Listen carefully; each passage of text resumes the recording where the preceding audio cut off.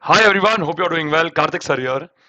Today we are going to see chapter number 3 question and answers that is in relation to CA inter law. That is basically the question and answers of prospectus and allotment of securities. Okay, so we are going to see the Q&A of this.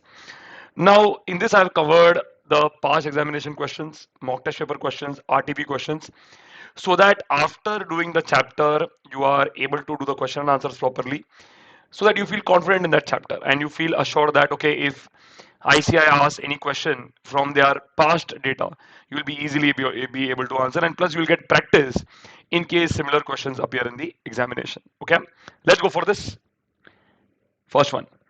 The board of directors of Dr. Sunny Pharmaceuticals Limited has allotted shares to the investors at large without issuing a prospectus.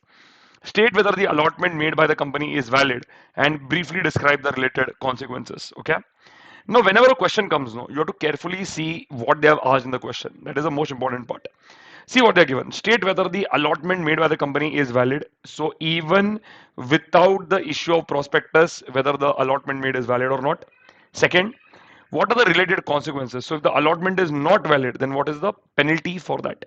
So you should first understand the question always. So in this question, they have basically said the company has allotted shares without the issuing of a prospectus. They have asked whether this allotment is valid, and second, they have asked if it is not valid, then what are the related consequences? Okay. Now this question is in relation to section number 23. Okay, 23 is basically a public offer and a private placement. So that is your 23 subsection number 23 heading is that. Section number 23 says a public company may issue securities to the public through the prospectus by complying with the provisions. So they are clearly given public company, if it is issuing securities, it should be through the prospectus. Looking at the name here, you can see it is Dr. Sunny Pharmaceutical Limited. It is not a private limited company. So you understand it's a public company. So they have written here any public company may issue securities to the public through the prospectus only. Okay. Next, they have said here prospectus shall state such information and such reports on the financial information as specified by SEBI in consultation with CG. That is the next part they have mentioned. The prospectus will contain all these details. Now, if you do it without issuing the prospectus, what is the penalty here? So they have given you prospectus is issued in contravention of the provisions of this section. The company shall be liable to a penalty which shall not be less than means minimum 50,000 rupees, which may extend to how much? 3 lakh rupees. And every person who is knowingly a party to the issue, who knew that the company is issuing the shares, issuing the securities without the issue of the prospectus, without giving the prospectus first, then any person who is aware in the company will be levied a fine. Again, not less than means minimum 50,000 rupees, which may extend to how much? 3 lakh rupees. That is what they have given. Okay. So a section that is simple to understand can be asked in a tricky way in the examination. So you should exactly see what they have asked. You should look for the indicators. Look at the name of the company, limited. So it means it is in relation to public company only, because if it would have been a private company, they would have given it private limited. Correct? Let's go to the next one. The board of directors of Chandra Mechanical Toys Limited, again a public company, proposes to issue a prospectus inviting offers from the public for subscribing to equity shares of the company. State the reports which shall be included in the prospectus for the purposes of providing financial information under the provisions of Companies Act 2013, RTP November 2020, November 2019, and the RTP it was mentioned for. RTP November 2020, and in the exam of 2019, November 2019, in the exam it had come for 4 marks. Okay, so let's see this. What have they asked? State the reports which shall be included in the prospectus. So what kind of reports are included? Let's see this. According to section number 26, subsection number 1, that is public offer matters in the prospectus, matters contained in the prospectus. That is the section. Prospectus shall contain information and it shall set out such reports on financial information as specified by SEBI in consultation with CG. And until the Securities and Exchange Board of India specifies the information and reports on financial information under this subsection, the regulations made by SEBI under SEBI Act 1992 shall apply. Again, it is directly from our section 26 chart, correct? Prospectus shall make a declaration about the compliance of the provisions of this act and a statement to the effect that nothing in the prospectus is contrary to the provisions of this act, Securities Contract Regulation Act, SEBI Act 1992, and the rules and regulations made thereunder. So prospectus can never be against these laws which they have given specifically in section number 26. As simple as this. So you have to write this in the exam. This should be part of your answer. This is the heart of the content which I call it. That is, I'm giving you the hint of all the answers here. Okay. Let's go further. Prakhar Limited intends to raise share capital by issuing equity shares in different stages over a certain period of time. However, company does not wish to issue prospectus each and every time of issue of shares. Considering the provisions of the Companies Act 2013, discuss what formalities Prakhar Limited should follow to avoid repeated issuance of prospectus. If you want to raise money again and again over a certain period of time, but if you don't want to keep on issuing the prospectus, the solution for you is section number 31, that is shelf prospectus. So you have to write the section regarding shelf prospectus here and connect it to the question. Very simple question. Next one also I believe is the same one. You can see what is the shelf prospectus, state the important provisions relating to the issuance of shelf prospectus under the provisions of Companies Act 2013 and the company's prospectus and allotment of securities rules 2014. This type of question is called as a direct question. Direct. What they want, they have directly asked. And this type of question is nothing but called case study questions, case study based questions. Your direct questions and case study questions have to be answered in different manner. I'll give you an example. Direct questions, when they ask, where they are not giving any case, they are just giving state the important provisions regarding so and so matter. So when they ask like that, it's a direct question and you have to directly come to the point. Start with section number 31 and keep writing the answer straight. In this, whenever case study based questions are asked, you have to always be careful in the way of presenting the answer. You should present in this manner. You should write the provisions first. Then you will write the application. How does the question relate to the provisions? That is what you will mention here. Example, your application would be like this. In the case of Prakhar Limited, the company is planning to issue equity shares. However, the company does not wish to issue prospectus each and every time of issue of shares. For this, shelf prospectus is ideal for this kind of issue. You can write this in the application. So you are writing about shelf prospectus here. How that question is related to the provision, you will write it here, this application, and finally you will give the conclusion if the question requires a conclusion. Now, in this question, the conclusion will not be there because there is no action taken. Suppose a question is given in such a manner where they have said this company has done this act. Now, based on the provisions and application, you have to judge whether the company is guilty or not guilty or correct or incorrect. That is what you have to see. So in that case, you will be very, very careful while giving the conclusion, because in this question, they have just told you, okay, they are planning to do this. What do you recommend? You will just give the recommendation and there your answer will end. Or in the conclusion, you can give a simple line that hence it is recommended that the company should use section number 31 as its solution to the matter given in the question. You can just write that as a conclusion. Okay, simple conclusion. But case study based questions, remember this, you have to always answer it in the format of PAC, provisions, application, conclusion. PAC, PAC, provisions, application, conclusion. Very, very important. Okay. Let's go further. Again, see one more question. Now you identify whether this is a case study based question or whether there's a direct question and how you will frame the answer. ABC Limited proposes to issue series of debentures frequently within a period of 1 year to raise the funds without undergoing the complicated exercise of issuing the prospectus every time of issuing a new series of debentures. Examine the feasibility of the proposal of ABC Limited, having taken into account the concept of deemed prospectus dealt with under the provisions of the Companies Act 2013. So what will you do?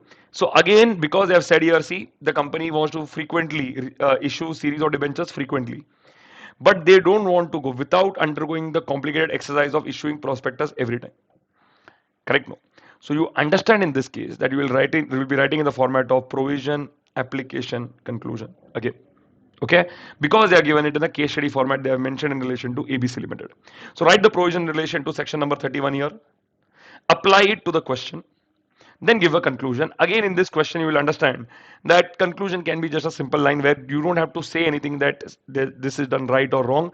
You can just say, looking at the above matter, the company can use section number 31 as its solution to the matter given in the question. That is how you can easily give it. Okay, let's go further.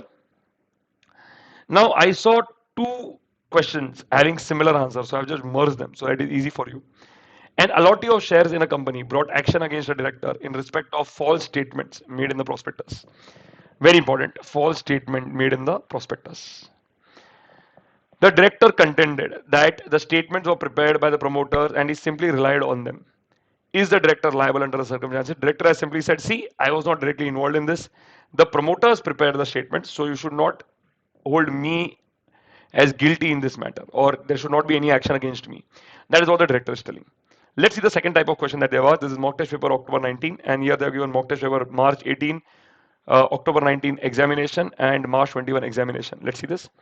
An allottee of shares in a company brought action against a director in respect of, again, the same thing, false statements made in the prospectus. The director contended that the statements were prepared by the promoters and he simply relied on them. Is the director liable? Decide referring to the provisions of the Companies Act. So you can see similar type of questions are there. Okay. Here onwards, whenever questions which are similar are there, we'll only read the first question so that you understand. So it saves our time also. Let's see this. The liability of a director for false statement in the prospectus is covered in 34 and 35, as you know very well. 34 is criminal liability for misstatement in the prospectus. 35 is civil liability for misstatement in the prospectus. They have written here, see, provided nothing in section number 34 shall apply to a person if he proves that such statement or omission was immaterial or that he had a reasonable ground to believe and did up to the time of the issue of the prospectus that the statement was true or the inclusion or the omission was necessary. So if the person is able to prove that the matter that is missed out in the prospectus or it is included in the prospectus is a very immaterial matter, irrelevant matter, or he is able to prove that, see, the inclusion or omission is necessary and he believed that up to the issue of the prospectus, time of the issue of the prospectus. If he does that, then you will say that, okay, this person is correct and he should not be held guilty. Section number 35, that is civil liability, what they have said here, see. No person shall be liable if he proves, first thing, he withdrew his consent. The person withdrew his consent before the prospectus was issued. And suppose the prospectus was issued, the person gave a reasonable public notice and to ensure that people don't rely on his statement. So what happened is, see, prospectus issued without his knowledge, and on becoming aware that person did what, he gave a reasonable public notice. So if he does that, in these cases, the person will not be guilty. Now, why this is given in the solution in a very nice way is because once you elaborate in the exam, remember there is a hint, so you have to elaborate on these areas. Once you elaborate on section number 34, 35, you will be writing that section 34 will not apply in these cases, section 35 will not apply in these cases. Then after that, you will have to come back to the question and answer in relation to the question. So in question, what have they given here? See, they have said here, false statements were prepared in the prospectus. Director says that the promoter was involved, so he should not be blamed for it. Is the director correct? So you have to think, is the director covered either in this point number 2 or is the director covered either in this point number 3? You have to think about it. Is the director covered in this? If the director is covered, fine. But if the director is not covered, he will also be liable. So is the director covered here? Has the director proved that the matter, that the omission is immaterial? Or has the director said that the statement was true or the inclusion or omission was necessary and he believed so up to the time of the issue of the prospectus? Or has did the director withdraw his consent? Did the director give a reasonable public notice after he became aware? He did not do any of these. So you understand that director will also be liable. I hope you are getting the structure in relation to how to go about in a question. Director in this case will be liable for misstatement in the prospectus and he cannot escape by simply stating that he relied on the promoters. Are you there with me? Hope it is convenient till here. Okay. Let's go further. All the statements contained in a prospectus issued by a company were literally true. It was also stated in the prospectus that the company had paid dividends for a number of years. So they mentioned in the prospectus that the company is a company that regularly gives dividend and they have given it for a number of years. But there was no disclosure regarding the fact that the dividends were paid out of realized capital profits and not out of trading profits. Normally dividends are paid from free reserves. But in this case, the company paid dividend from what? Realized capital profits. Capital profits. An allottee of shares wants to avoid the contract on the ground that the prospectus was false. So the person who received, let's say, must have applied for the share looking at the prospectus, must have received the shares and now saying that, see, I don't want to enter into this contract with the company because the company is lying in this case. Can the allottee avoid contract? That is the question. Can the allottee avoid contract? RTP May 18 question. So this kind of question is very, very important to understand how to navigate. So let's look at the matter. Prospectus, it is mentioned that dividend is paid. It is also mentioned the number of years. Now the only question that you have to ask yourself is, in the prospectus, when they are saying that the company is paying dividend very nicely, what do the shareholders think? Now tell me, if you are the shareholder, what will you think when a company says that they are being paid, they are paying dividend regularly for a number of years? You will think that the company is earning good amount of operating profits. That is your normal course of business. They are earning profit from that. They are giving the dividend, and because they have been regular, it means that the company is a good, healthy company which is earning profits. But the reality is the company is not paying the profit, the dividend out of trading profits. They are paying the dividend out of realized capital profit. Realized capital profit. Now, when the company makes a dividend or pays dividend regularly for a number of years from the capital profits, it means their operations may not be proper. And this fact is a very important fact. And if you don't mention that while mentioning dividends in the prospectus, it can be misleading to the shareholders. Shareholders will think that the company is superb, working very well, but in reality, maybe companies selling some assets, selling some investments. After selling all these things, whatever profit they earn from that, they are giving dividend. And the shareholders are being misled, thinking that, okay, company may be earning very well from their day-to-day operations. That is selling of goods, they are selling of or providing of services. But here the company is earning well or providing dividend because of what? Because of capital profits. Clear? So let's see this. Where a prospectus that is issued, circulated, distributed under this chapter includes any statement which is untrue or misleading in the form or context in which it is included, or where any inclusion or omission of any matter is likely to mislead every person who authorizes the issue of such prospectus. Every person who authorizes the issue of such prospectus liable under section number 447, that is, as you know very well, penalty for fraud. Okay. Not revealing the fact that dividend is distributed from trading or revenue profits and uh, from, sorry, it not will not come, and from capital profits is a concealment that will be a material misstatement. It will be a material misstatement, something that is misleading. Allottee in this case can avoid the contract as the prospectus was materially misstated. The allottee can say, see, I was misled by the prospectus. You mention the dividend in such a manner as if you are earning or trading profits in a regular manner. But then I later on came to know that you're actually earning from you're giving dividend from your capital profits. So it was misleading. Will it be correct, the allottee? The answer is yes. Okay, let's go further. A prospectus issued by a company contained certain misstatements.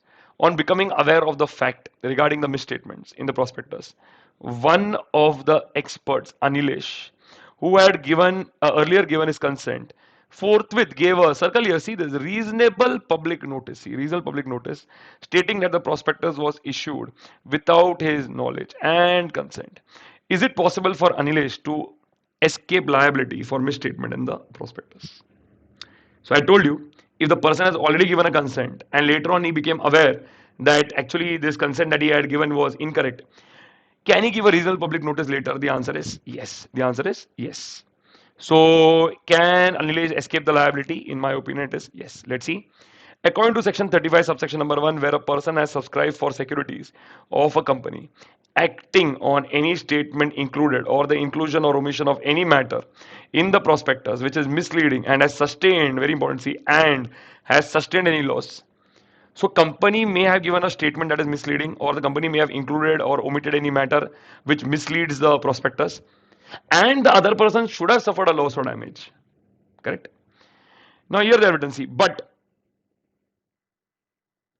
no person shall be liable if he proves, as I told you, prospectus was issued without his knowledge or consent, and on becoming aware of its issue, he forthwith gave a reasonable public notice that it was issued without his knowledge or consent.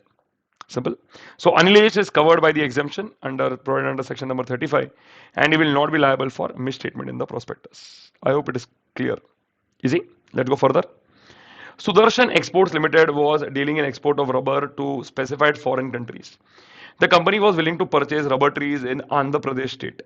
The prospectus issued by the company contained some important extracts of the expert's report. So the prospectus contained the expert's report. Fine. And number of trees in Andhra Pradesh state.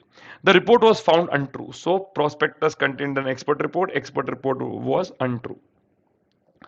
Mr. Alok purchased shares of Sudarshan Exports Limited on the basis of the expert's report published in the prospectus. So Mr. Alok is there. He purchased the shares based on the expert's report published in the prospectus. Will Mr. Alok have any remedy against the company? State also the circumstances where an expert is not liable under Companies Act 2013. Okay.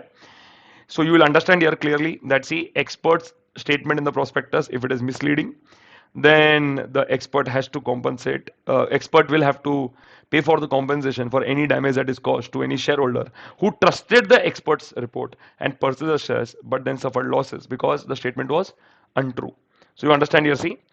Section number 35, subsection number 1, where a person has subscribed for securities of a company acting on any statement included or inclusion or omission of any matter in the prospectus which is misleading and has sustained any loss or damage as a consequence thereof. The company and every person who is an expert, company and every person who is an expert, referred to in section number 26, subsection number 5, expert is given there, 26, subsection number 5, shall be liable to pay compensation to every person who has sustained such loss or damage. Mr. Ashok purchased the shares on the basis of the expert's report published in the prospectus. So in that case, he can claim compensation for any loss or damage. Clear? Now, when will the person not be liable? So when will, suppose the expert has given some incorrect statement in the prospectus. So when will the expert not be liable? So no person shall be liable if he proves he withdrew his consent before the issue. Even though prospectus was issued without his knowledge or consent, on becoming aware of its issue, he gave a reasonable public notice. And third, he provided a correct and fair representation of the statement. He had reasonable grounds to believe and did up to the time of the issue of the prospectus believe that the person making the statement was competent. So in this case, the expert will not be liable. That is the second part of the question. Always the question is asked in how many parts, okay? So this is your first part. You can see from here till here is the first part, and then from here till the end is the second part. You have to answer always in this manner. Okay, mock test paper May 20, RTP May 20. You never know, it can come in one of the coming attempts. Okay, so ensure that you are doing it properly. Let's go further. With the view to issue shares to the general public, a prospectus containing false information was issued by a company.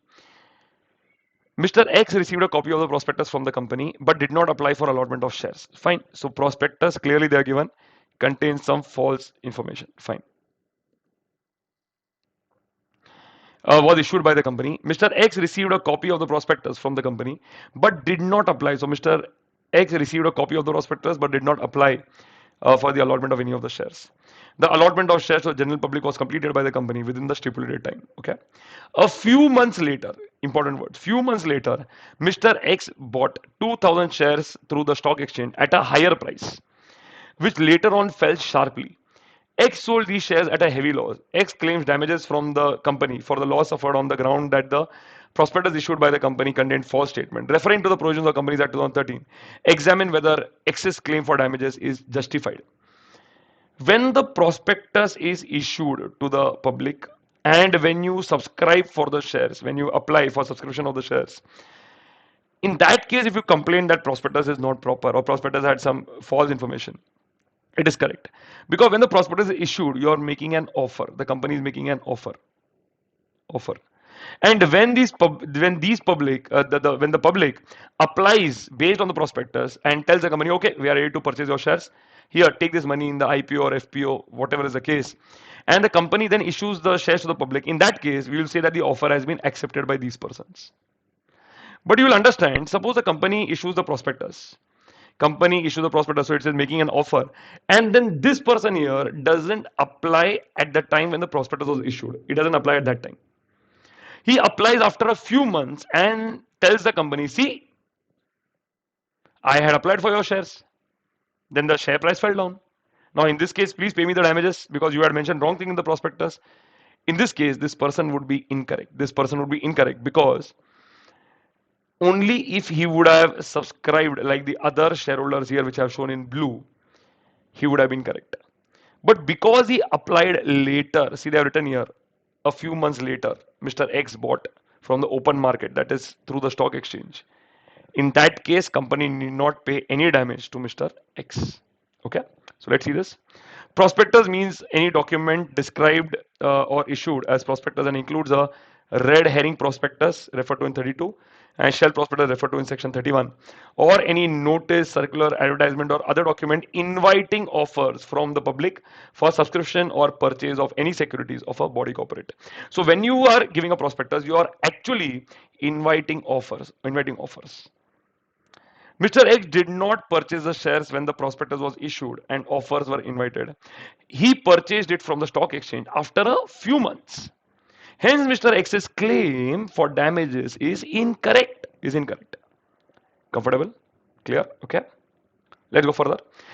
M applies for equity shares of a company on the basis of a prospectus which contains misstatement. Fine. So they're clearly given prospectus contains misstatement. The shares are allotted to him, who afterward transfers them to N. Whether N can bring for rescission on the ground of misstatement under section number 37 of the Companies Act. 37, as you know, is class action suit. Okay. So can Mr. N raise a class action suit? The answer is again no. See, when prospectus has any misstatement, no, the person who has purchased the shares looking at the prospectus, in this case it is Mr. M. Mr. M applied for equity shares of the company on the basis of the prospectus. Can Mr. M and others claim go for a class action suit? The answer is yes. But can Mr. N bring action? The answer is no. The answer is no. See this? In relation to prospectus, section number 37 can be applied if any person or group of persons are affected by any misleading statement or inclusion or omission of any matter in the prospectus. Mr. N cannot take any action in this regard. He cannot take. Mr. M can take, but N cannot take. Simple. Let's go further. After receiving 80% of the minimum subscription, see minimum subscription, how much money the company has received? 80% of the minimum subscription, as stated in the prospectus. Raksha Detective Instruments Limited, before finalization of the allotment, withdrew 50% of the said amount from the bank for the purchase of certain assets. Thereafter, it started allotting the shares to the subscribers. Rashmi, one of the subscribers who was allotted 1000 equity shares, she, however, refused to accept the allotment on the ground that such allotment was violative of the provisions of the Companies Act 2013, whether action of Rashmi is valid. So that is the question. Company of told the public that, see, we are going to issue you the shares. If you're interested, please subscribe. Company had a minimum subscription. Company received only 80% of the amount. Let's say company minimum subscription that they mentioned in the prospectus was 1000 crores. Company needed minimum 1000 crores. Company only received 800 crores, that is nothing but 80%. And out of this 80%, what the directors did it, they withdrew 50%. So from 800 crores, the directors took 50%, that is 400 crores, and they started using that money. They started using that money for the company's work. So they wrote here, see, for the purchase of certain assets of the company. So they used 400 crores for purchase of certain assets. Okay. If they do that, now see, Rashmi, who is one of the subscribers who was allotted 1000 shares, she complains. She says that, what is this? I want to withdraw my application to the company because the company has violated the provisions of the Companies Act. So tell me, is Rashmi valid? In this case, the answer is yes. So Rashmi in this case is valid because company should receive the entire minimum subscription first. Company should receive 1000 crores first. Only after that they can use whatever money they want. Okay, so let's see this. According to section number 39, subsection number 1, allotment of any securities of a company offered to the public for subscription shall be made only when the amount stated in the prospectus as the minimum amount has been subscribed. And the sums payable on application for the amount so stated have been paid to and received by the company by check or other instrument. Clearly given. So they have written here, see, only when the amount stated in the prospectus as a minimum subscription has been subscribed and that amount has been received by the company. So if 1000 crores was a minimum subscription in our example here, you should first receive 1000 crores and then whatever money you want to use, you can use, no problem. But only when 80% is subscribed, you have suddenly taken out for 50% of it and you're purchasing certain assets. That is incorrect. Okay. Let's see further.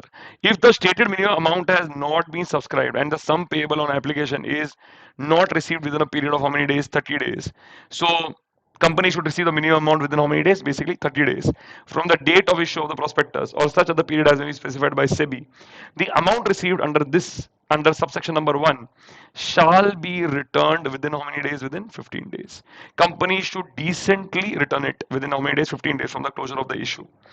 Rashmi in this case is correct in her rights to refuse the allotment of shares which has been illegally made by the company. So she is right in this case. Okay, let's see further.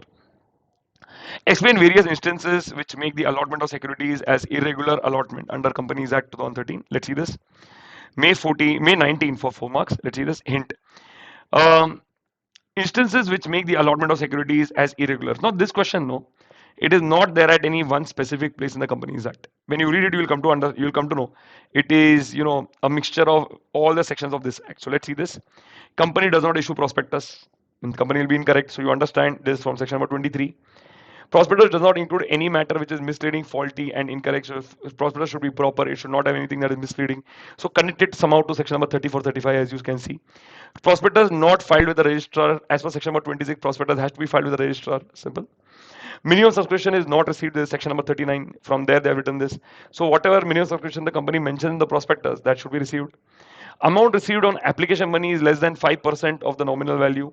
Again from section number 39. And finally, approval for listing is not obtained. This is from section number 40. So what they have done is they have smartly asked this question in the examination, and the students have to think, okay, when will the prospectus not be valid? And these points are mentioned. Very different question. You should take a screenshot of this if you are studying this chapter and stick it somewhere where this chapter is there, wherever you are reading it, so that you don't miss this question. Okay, very, very important, because it's not a direct question. You have to think about what the answer will be in regarding this. Okay, let's go further. How does the Companies Act 2013 regulate and restrict the following matters in respect of company going for public issue of shares? Minimum amount stated in the prospectus. So company can mention the minimum subscription amount in the prospectus. And application money payable on shares. Application money has to be minimum 5% of the company's nominal value on shares. So if the company nominal value on shares is rupees 100, face value 100. So in that case, rupees 5 should be the minimum application money amount. Okay, so let's see the solution. According to section number 39, subsection number 1, allotment of any security of a company offered to the public for subscription shall be made only when the amount stated in the prospectus as the minimum amount has been subscribed and, as I told you, and received. So it should be subscribed and received. Application money not payable on shares. The amount payable on application on every security shall not be less than 5% of the nominal amount of the security, and such other percentage or amount as being specified by SEBI. So as simple as that. Comfortable, easy to understand this area. Okay. Let's go further. A public company which wanted to raise funds through public issue of shares, had applied for listing of its shares in 3 recognized stock exchanges. However, only 2 exchanges had given permission for listing. Can the company proceed for public offer? The answer is no, the company cannot, because if the company has applied to 3 stock exchanges, one stock exchange rejecting it, it's a red flag. It means maybe the company is doing something incorrect, because of which the stock exchange may have rejected it. So SEBI cannot take the risk, and that is why the permission will not be provided. So let's read the answer here. According to section 40, subsection number 1, every company making an public offer, before making such offer, remember the song, make an application to one or more recognized stock exchange. Prospectus shall also state the name or names of the stock exchange. Easy. Okay. So all these things has to be done. Company has to make an application to one or more stock exchange or exchanges. Prospectus shall also contain the name and names of the stock exchange wherever the application is made. But if the company, their permission is rejected by the stock exchange, company cannot proceed with the public offer before necessary approval from the stock exchange has been received. Okay, let's go further. 3 questions similar. We'll only do the first one. The board of directors of a company decides to pay 5% of issue price as underwriting commission to the underwriters. However, the articles of association of the company permit only 3% commission. The board of directors further decide to pay per commission out of the proceeds of the share capital. Are the decisions taken by the board of directors valid? Okay. Now this is section number 40 area. This is our song. We'll just look into it once again. Okay. A rate of commission in case of shares 5A, whichever is less. And in case of debentures, it is 2.5A, whichever is less. Remember this? So the rate of commission, that is underwriting commission in case of shares, is what? 5A, whichever is less. Remember, 5% of the price at which the shares are issued. So whatever is the issue price of shares that the company has decided, 5% of that will be the underwriter's commission or the rate that is mentioned in the article, whichever is less. Now in this case they are given, you can see here, they have given AOA gives 3%. So tell me 5% or 3%, whichever is less, the answer will be 3%. That is what they have mentioned here. So even though the board of directors decide that it is 5%, they are incorrect in relation to this. So is the board of directors, are the board of directors valid here? The answer is no. Okay, that is basically the answer. Next, the payment of such commission shall be authorized by the company in the articles of association, and the commission may be paid out of proceeds of the issue, whatever money you are collecting from that only you can pay the underwriter's commission, or the profit of the company from that you can pay, or you can pay from both, or you can pay from both. Comfortable? Okay. This is also part of our song, correct? No, that is as given in Rule 13, AOA paid out of proceeds, AOA paid out of proceeds, or the profits or both, or the profits or both. Okay, simple. Nice song, section number 40. Okay, let's see the next part. See, Unique Builders Limited decides to pay 2.5% of the value of debentures as underwriting commission. So in this case, it is debentures. But articles of the company only authorize 2% of as underwriting commission on debentures. The company further decides to pay the underwriting commission in the form of flats because company is in the construction business. It seems what they are doing is to the underwriter they don't want to give them money. They want to make the payment in the form of flats. So whatever the value comes, they are giving the payment in the form of flats, not actual money. Is it okay? So let's see this. So let's understand. So how does the song go? Rate of commission in case of shares 5A, whichever is less. In case of debentures, it is 2.5A, whichever is less. In 2.5A, in the articles, what rate is mentioned? 2%, whichever is less. What is less now? 2%. So 2%, correct. So they can give maximum 2% underwriting commission. Now, when you calculate 2% underwriting commission, you will come to a value. You will come to a value. Company, instead of paying money, instead of transferring to their bank or giving it by in any other form that they're giving, the company is deciding to pay in the form of flats. Company is planning to give them flat. Underwriter, please come here. Here, take your flat. Here's your 2 BHK, 3 BHK, whatever it is. So can they do that? The answer is yes. In the Companies Act, they have not stopped. They have not mentioned any mode of payment. So let's see this. The rate of commission in case of shares 5A, whichever is less. In case of debentures, it is 2.5A, whichever is less. The company can pay underwriting commission in the mode that it prefers, as Companies Act does not put any restrictions in relation to the mode of payment. So paying it in the form of flats is what? Valid. Comfortable? Okay. Slightly different question. Let's go further. TDL Limited, a public company, is planning to bring a public issue of equity shares in June 2021. The company has appointed underwriters or getting its shares subscribed. As a chartered accountant of the company, appraise the board of TDL about the provisions of payment of underwriters commission as per the Companies Act. Completely regarding underwriters you have to write. So this is your section number 40, entire your tune you have to sing. So section number 40 is a big part, but you have to start from as given in Rule 13. Remember in the song, as given in Rule 13, AOA paid out of proceeds or the profits or both. Rate of commission in case of shares 5A, whichever is less. In case of debentures, it is 2.5A, whichever is less. Disclose please. Name of the underwriters. Written amount to the underwriters. Number of securities underwritten. No commission to be paid if not offered to the public. Copy of payment of commission to be delivered to registrar. Entirely the song is there. Either here it is payment, not payment. So payment. Simple to understand this, okay? That is this question. Very simple, straightforward. If such questions come, your marks should be there in your pocket because you have learned using memorizing techniques with me. Okay, let's go further.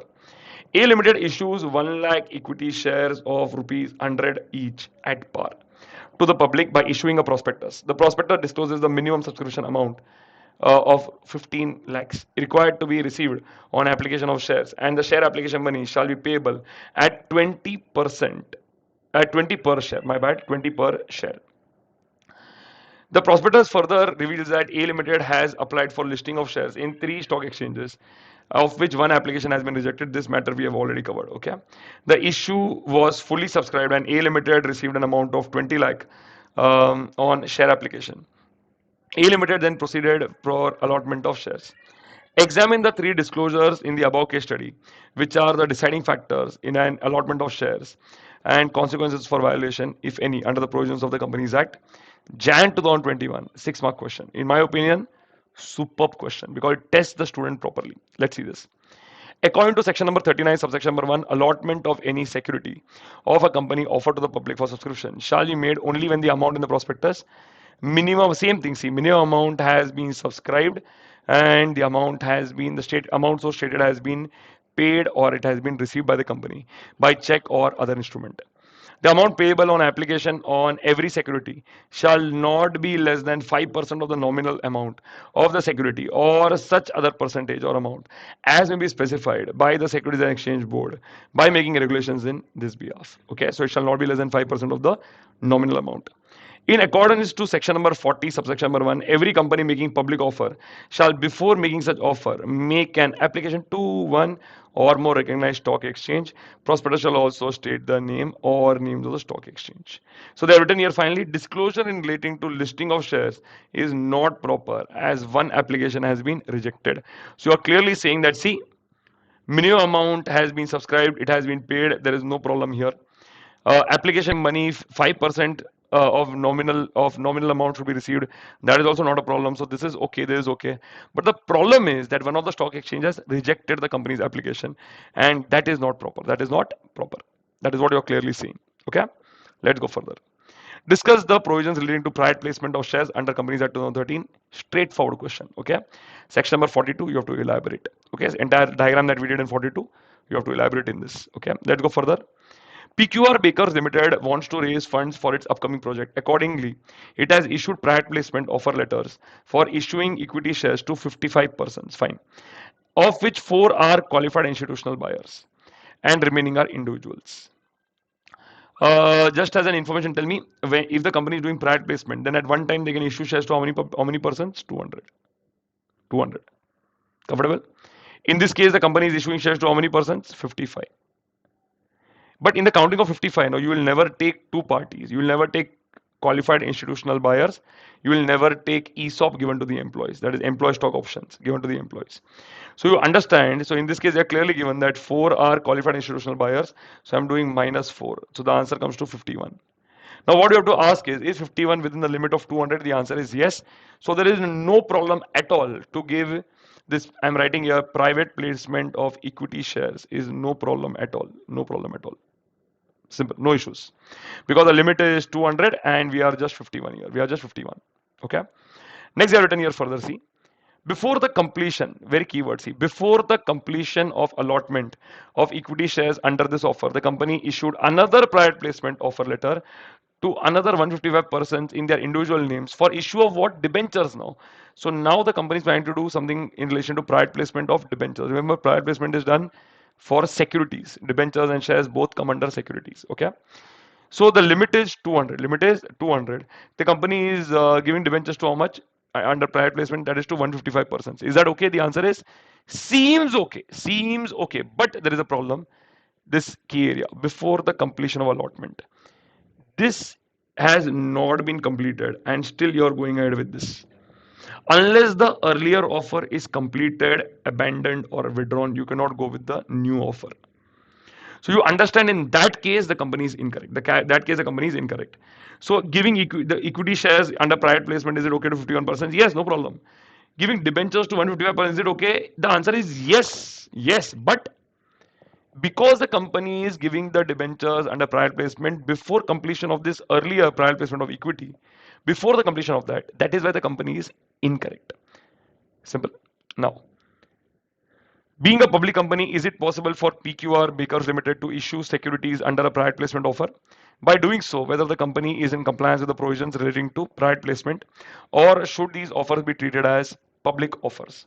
Now you understand, if you don't comply with this section 42, your offer will be deemed to be a public offer. So basically, if the company goes ahead and gives debentures to 155%, even though the earlier offer is not complete, it will be deemed that it is a public offer. Okay. What if the offer for debentures is given after allotment of equity shares, but within the same financial year? So they are saying, what if the offer was given to debenture holders after the allotment of equity shares? So basically, this offer, if it is completed, the private placement of equity, if it is completed, after that, if you give to debenture holders, is it okay? The answer is yes. The answer is yes. That is how you will navigate through this question. Okay. You can go through this solution. You can pause the video and you can just read the solution I've given it. Okay. So the provisions are given in the first three points here, and the solution is given here. Solution is given here for those three questions that are asked. Okay. Let's go further. The board of directors of Reckless Investments Limited, having registered office at Mumbai, has allotted equity shares to 550 investors of the company without issuing a prospectus. Without issuing a prospectus. As no prospectus was issued, nothing was delivered to the ROC Mumbai for filing. Explain the remedy available to the investors in this regard. So that is what they have asked in this case. 550 equity shares given to 550 investors without the prospectus. Without the prospectus. What do you think? Is it correct, incorrect? The answer is incorrect. Okay, let's see this. Section number 23 says a public company may issue securities to public only through a prospectus. Section number 26 says prospectus shall contain such information, it shall set out such reports as SEBI may decide in consultation with CG. Section 42 says private placement shall be made only to a select group of persons, and now they have made it 200. So maximum 200 persons have been prescribed. It cannot be exceeding 200 at any point of time. So whenever you are making a private placement, you can make it to up to 200 persons. In this case, you will understand section number 23 and 26 are violated, and therefore allotment made is void. Company is required to refund the entire money received and also be punishable under section number 26. Simple. So that is, see, I normally tell you all, no, punishment very important to write, penalty very important to write. This is how they, ask penalty related small questions. So you have to write regarding the punishment. If you don't write, then suddenly 1.5 marks, 2 marks gone. Okay. So ensure that you are doing the penalties properly. Next one. CDS Limited is planning to make a private placement of securities. The managing director arranged to obtain a brief note from some source explaining the salient features of the issue of private placement that the board of directors shall keep in mind while approving the proposal on this subject. The brief note includes inter alia the information suggestions on the following points. So basically, they have said here the managing director has invited some person. Let's say the managing director has invited you, and you have to give a presentation to the board of directors. And the managing director has told you, explain these board of directors what is private placement. So what you are giving in terms of a document are these points. Point number one, A and B. Now we'll discuss this. C.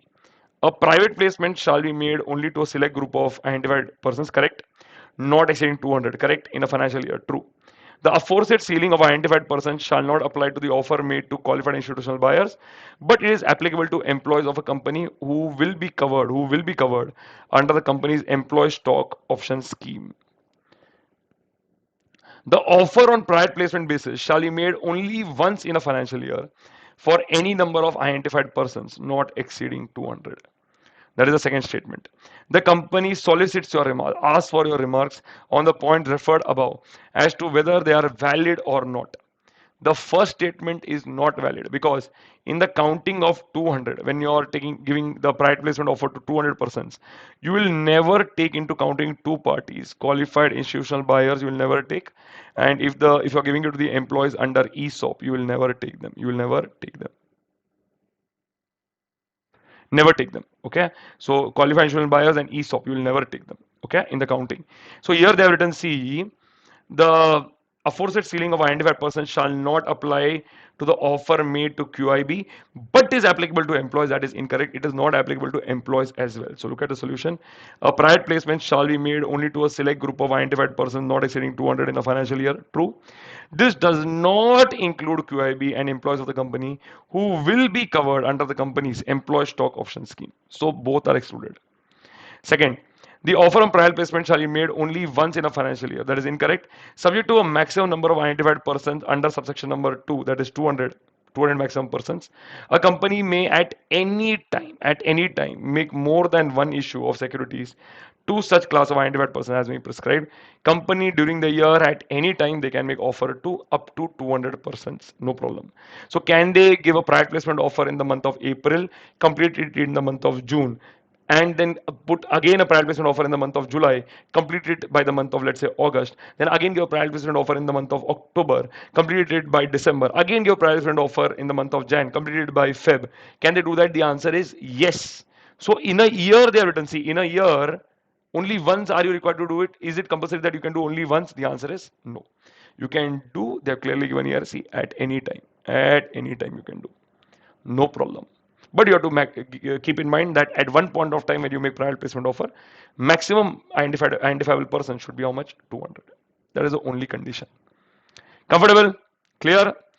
I hope this has been helpful. Thank you for sitting through and ensuring that you are increasing your knowledge. If you want to encourage me in this effort, please ensure that you are commenting in the comment section below. Also, like the video, share it with your friends if you found it useful.